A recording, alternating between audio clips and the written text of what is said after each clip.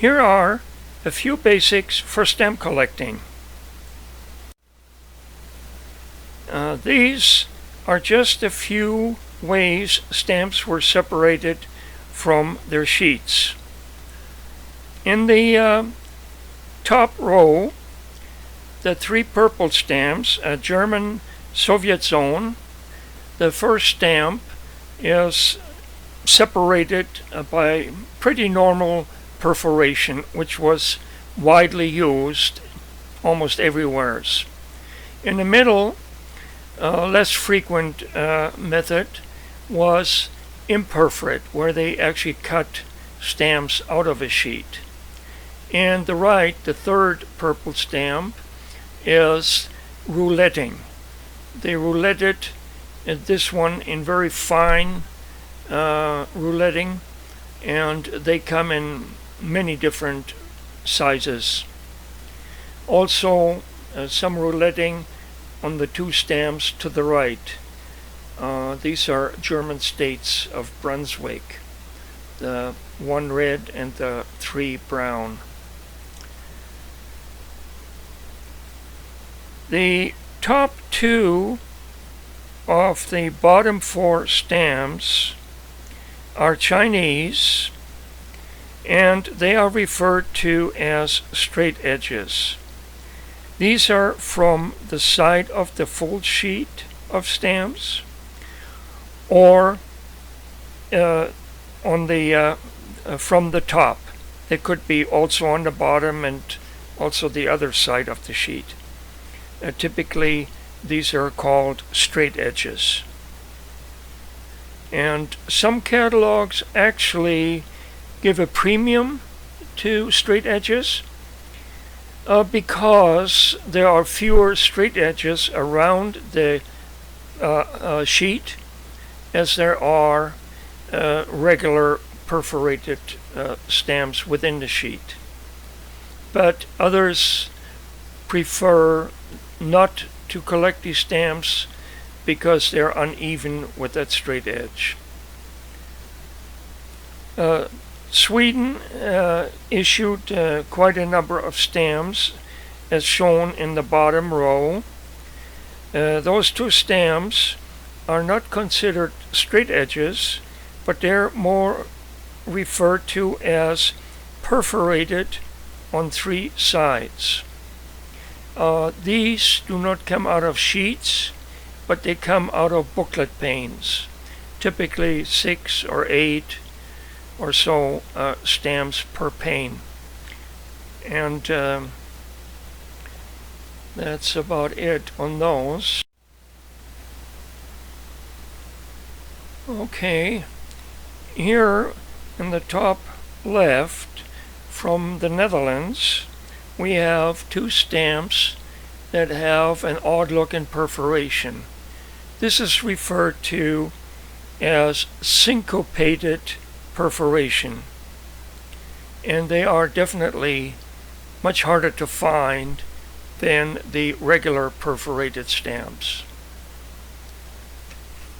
and also carry a much better, usually, catalog value. The French 20-cent stamp of about 1862 and a few others in lower quantities were issued with a very coarse perforation. This is a real challenge to find. They're really very, very difficult.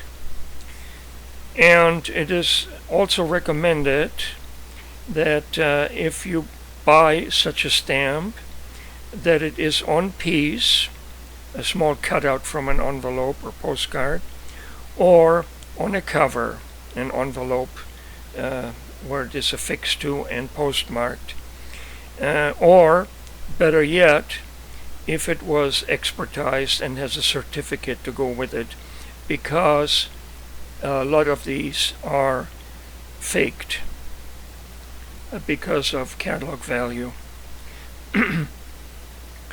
The British stamp with the sawtooth-like separation is the result of a vending machine.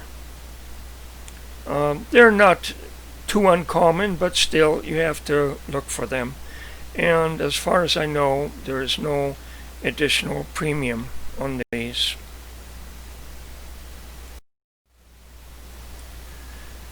The Angolan Stamp, the gray one, may look like a revenue stamp, but in fact it is an emergency air post stamp issued in 1945. It was used in Lobito, a seaport on Lobito Bay, Angola.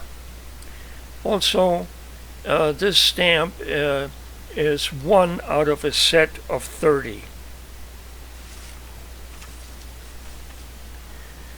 The 1 yen Japanese stamp of 1913 looks pretty common, but it is actually the unwatermarked variety, which is the key used value in the set.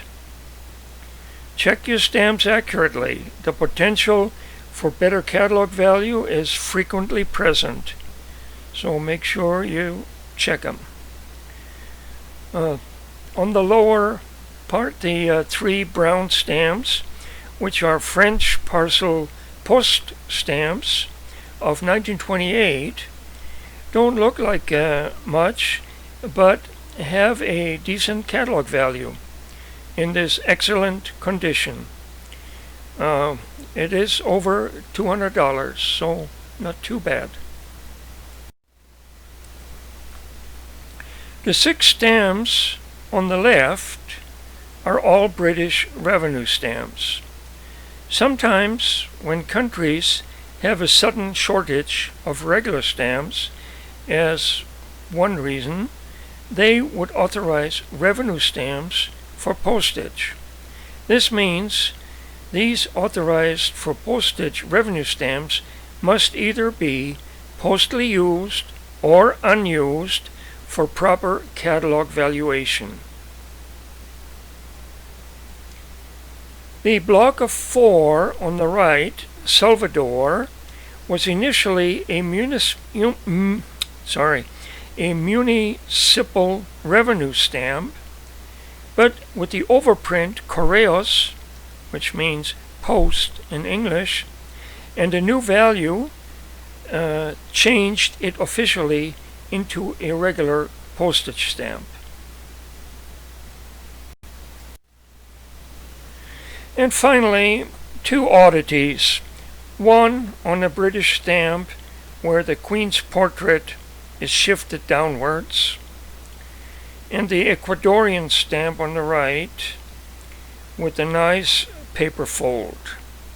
However, neither one has big value, but will definitely dress up any collection very nicely. Thank you so much for watching My Fun Things.